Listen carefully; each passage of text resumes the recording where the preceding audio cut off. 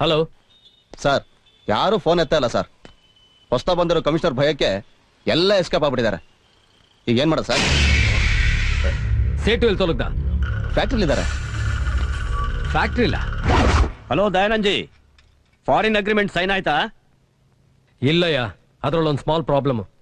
ಏನ್ Dayanand ji, extra commission ಏನಾದ್ರು ಕೇಳ್ತಾ ಇದಾರಾ? ಕಮಿಷನ್ ಪ್ರಾಬ್ಲಮ್ ಅಲ್ಲಯ್ಯ, ಕಮಿಷನರ್ ಪ್ರಾಬ್ಲಮ್. ನೀನ್ ಕಳಿಸಿದ ಬಾಂಬೆ ಹುಡುಗಿನ ಪೊಲೀಸ್ ಅರೆಸ್ಟ್ ಮಾಡ್ಬಿಟ್ಟಿದ್ದಾರೆ. ಹೌದಾ? ಸೆಟ್ ಒಂದ್ ಕೆಲಸ ಮಾಡು, ನಿನ್ ಫ್ಯಾಕ್ಟ್ರಿ ಕೆಲಸ ಮಾಡೋ 5 ಜನ ಹುಡುಗಿನ ಕಳ್ಸು. ಆ ಬಾಂಬೆ ಹುಡುಗಿರ ಬದಲಾಗಿ ಈ ಹುಡುಗಿರ್ನ ಸ್ಟೇಷನ್ ಕಳ್ಸೋಣ. ದಯಾನಂದ್ ಜಿ, ಪ್ರಾಬ್ಲಮ್ ಏನಾಗಲ್ಲಯ್ಯ, ಸುಮ್ನೆ FIR ಫೈಲ್ ಮಾಡೋದಕ್ಕೆ ಅಷ್ಟೇ. ನಾಳೆ ಕೋರ್ಟ್ ಅಲ್ಲಿ ಫೈನ್ ಕಟ್ಟಿ ರಿಲೀಸ್ ಮಾಡ್ಕೊಂಡ್ರೆ ಆಯ್ತು. ಓಕೆನಾ?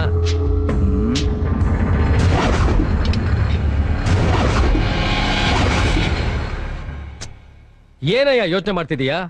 ಡೋಂಟ್ ವರಿ ದಯಾನಂದ್ ಜಿ, ಎಲ್ಲ ಅರೇಂಜ್ ಮಾಡ್ತೀನಿ. Good good good good. ನಮ್ ಕ್ಯಾಚ್ ಬರ್ತಾನೆ, ಕ್ಯಾಚ್ ಮಾಡಿ ಕಳ್ಸು.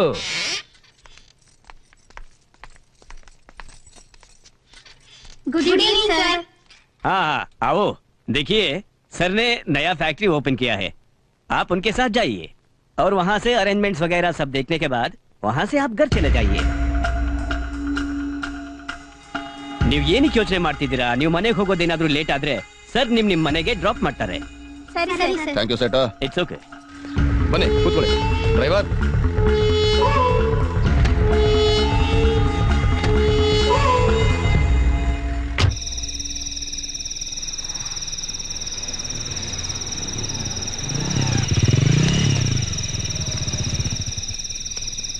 ಅಣ್ಣ, ದೊಡ್ಡ ದನಿಗಳು ಒಂದು ದಿನ ಸ್ಟೇಷನ್ ಮೆಟ್ಲು ಹತ್ತಿದವರಲ್ಲ. Police station ಇರೋದೇನಿಕೆ? ಬಾ ನನ್ ಜೊತೆ. ಈ ಏರಿಯಾಗ ಹೊಸದಾಗಿ ಬಂದಿರೋ ಸರ್ಕಲ್ ಇನ್ಸ್ಪೆಕ್ಟರ್ ರಮೇಶ್ ನಾಯಕ್.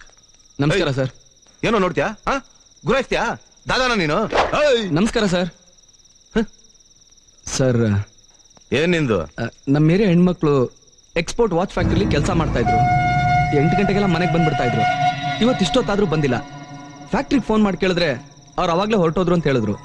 ಅದಕ್ಕೆ ನಿಮ್ಮ ಹತ್ರ ಕಂಪ್ಲೇಂಟ್ ಕೊಡಕ್ಕೆ. ವಯಸ್ಸಿಗೆ ಬಂದಿರೋ ಹೆಣ್ಮಕ್ಳು, ತಕ್ಷಣ ಆಕ್ಷನ್ ತಗೊಳ್ಳಿ ಸರ್. ಸರಿ, ಒಂದ್ ಕಂಪ್ಲೇಂಟ್ ಬರ್ಕೊಡು, ಬೆಳಗ್ಗೆ ನೋಡ್ತೀನಿ. ರೇ ರೈಟ್ರೇ ಸರ್, ಇವನ ಹತ್ರ ಒಂದ್ ಕಂಪ್ಲೇಂಟ್ ಬರ್ಸ್ಕೊಳ್ರಿ. ಸರಿ ಸರ್. ರೇ ಬನ್ರಿ ಇಲ್ಲಿ ತಗೊಳ್ಳಿ.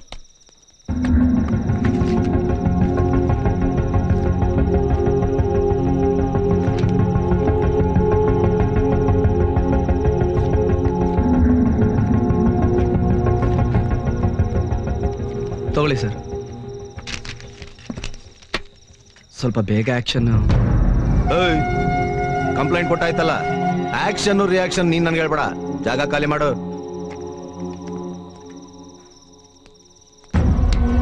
ಅಣ್ಣ ಅಣ್ಣ ಪ್ರಮಿಳಾ,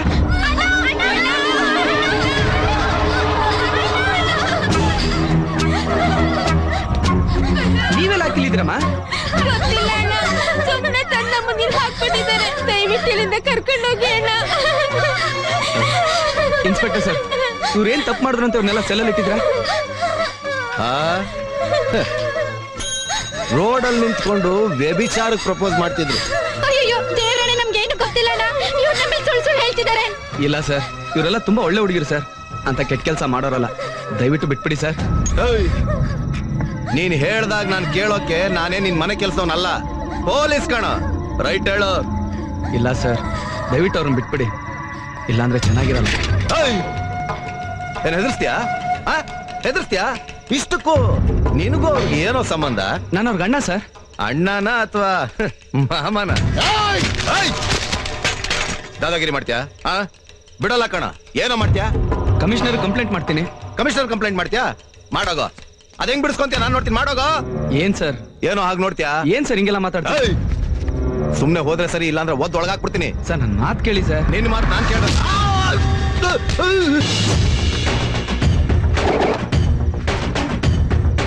ಯಾರ ಮೇಲೆ ಕೈ ಮಾಡಿದ್ದು ಗೊತ್ತುಂಟಾ? ನಿಕ್ಕ ತರ್ತಂಡ ಪೀಸ್ ಪೀಸ್.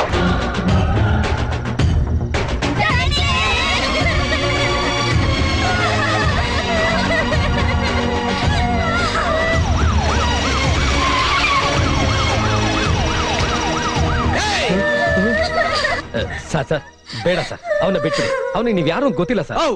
ನಾನ್ ಯಾರಂತ ಗೊತ್ತಿಲ್ಲದಿದ್ರೆ ಅಡ್ಡಿ ಇಲ್ಲ, ಆದರೆ ನ್ಯಾಯನಾರು ಗೊತ್ತಿರಬೇಕಲ್ಲವಾ? ಸಾರಿ ಸರ್, ತಪ್ಪಾಗಿ ಹೋಯ್ತು. ನಾನು ಅವ್ನಿಗೆ ಹೇಳ್ತೀನಿ, ನೀವು ಅವ್ರನ್ನ ಕರ್ಕೊಂಡೋಗಿ. ಏಯ್, ರಿಲೀಸ್ ಮಾಡೋ ಅವ್ರನ್ನ.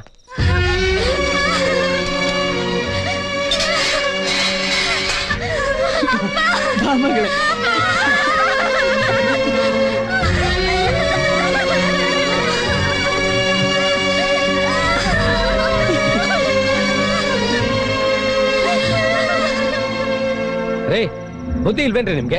ತಪ್ಪು ಮಾಡಿದವ್ರನ್ನ ಬಿಟ್ಬಿಟ್ಟು ಆ ಹುಡುಗಿರ್ ತಂದಿಟ್ಟಿದ್ದೀರಲ್ಲ. ಏಂಜಲ್ ಕಾಸ್ಗೋಸ್ಕರ ಡಿಪಾರ್ಟ್ಮೆಂಟ್ ಮರ್ಯಾದೆನೆ ತೆಗಿತೀರಲ್ಲ. Sorry sir.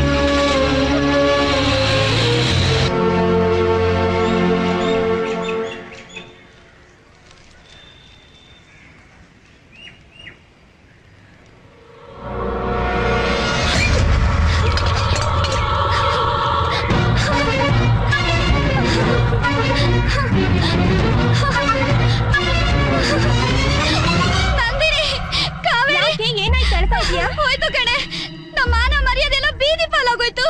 ಏನ್ ಹೇಳ್ತಿದ್ಯೆ? ಇಲ್ಲಿ ನೋಡ್ರೆ.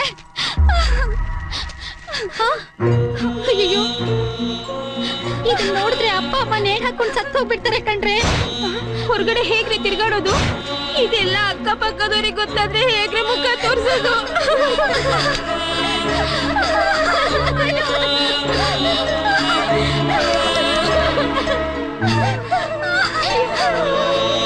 ನಾವೇನ್ ತಪ್ಪು ಮಾಡಿದ್ವಿ ಅಂತ ನಮ್ಗೆ ಇಂಥ ಶಿಕ್ಷೆ?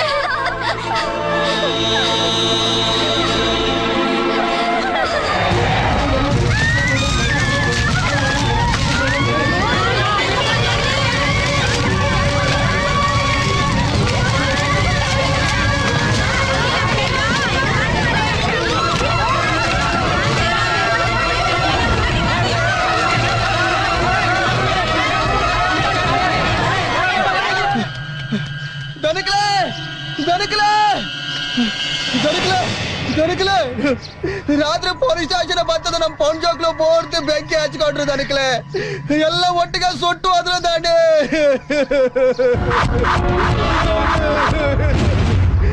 ಸುಟ್ಟು ಅದ್ರ ದಾಂಡೆ.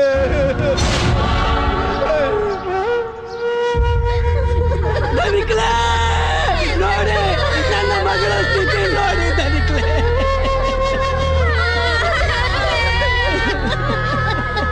ದನಿಕ್ಲೆ ನೋಡಿ ನೋಡಿ, ಇಲ್ಲಿ ನನ್ನ ಮಗಳು ಸುಟ್ಟು ಹೇಗೆ ಕರಕಲಾಗಿ ಬಿದ್ದಿದ್ದಾಳೆ. ರಘು, ನಿನ್ನ ಮಗಳಿಗೆ ಒಂದು ಗಂಡು ನೋಡು, ಮದುವೆ ಮಾಡುವ ಅಂತ ಹೇಳಿದ್ದೀರಿ. ಈಗ ನಾನು ಯಾರಿಗೆ ಮದುವೆ ಮಾಡುವುದು?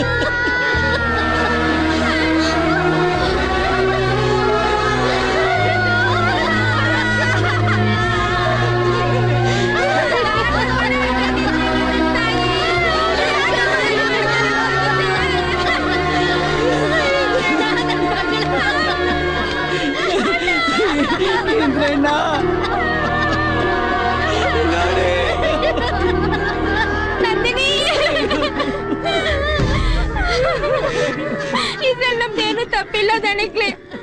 ಬೇರೆ ಫ್ಯಾಕ್ಟ್ರಿನಲ್ಲಿ ಕೆಲಸ ಇದೆ, ಸ್ವಲ್ಪ ಹೋಗ್ ಬನ್ನಿ ಅಂತ ನಮ್ಮ ಓನರೇ ನಮ್ಮನ್ನ ಕಳಿಸ್ಕೊಟ್ರು. ಆಮೇಲೆ ನೋಡಿದ್ರೆ ಪೊಲೀಸ್ನವರು ನಮ್ಮನ್ನ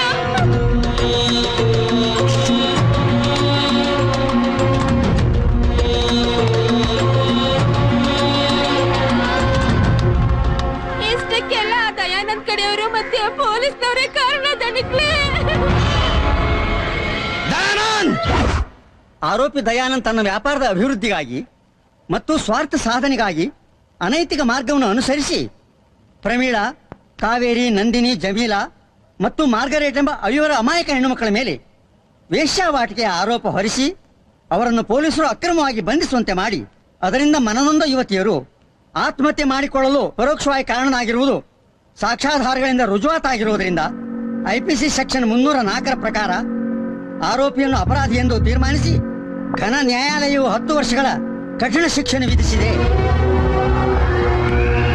ಈ ಪ್ರಕರಣಕ್ಕೆ ಸಂಬಂಧಪಟ್ಟು ತಲೆತಪ್ಪಿಸಿಕೊಂಡಿರುವ ಆರೋಪಿಗಳಾದ ರತನ್ ಸೇಠ್, ಹರೀಶ್ ಮತ್ತು ಕ್ಯಾಟರಾಮ ಎಂಬ ಆರೋಪಿಗಳನ್ನು ಶೀಘ್ರವಾಗಿ ಬಂಧಿಸಿ ನ್ಯಾಯಾಲಯಕ್ಕೆ ಹಾಜರುಪಡಿಸಬೇಕೆಂದು ಪೊಲೀಸರಿಗೆ ನ್ಯಾಯಾಲಯವು ಆದೇಶಿಸುತ್ತದೆ.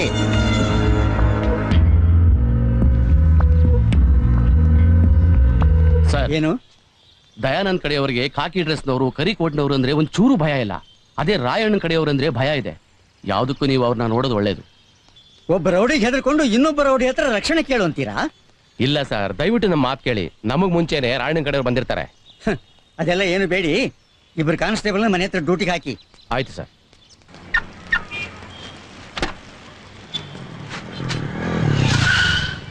ಸರ್, ಎಕ್ಸ್ಕ್ಯೂಸ್ ಮೈ.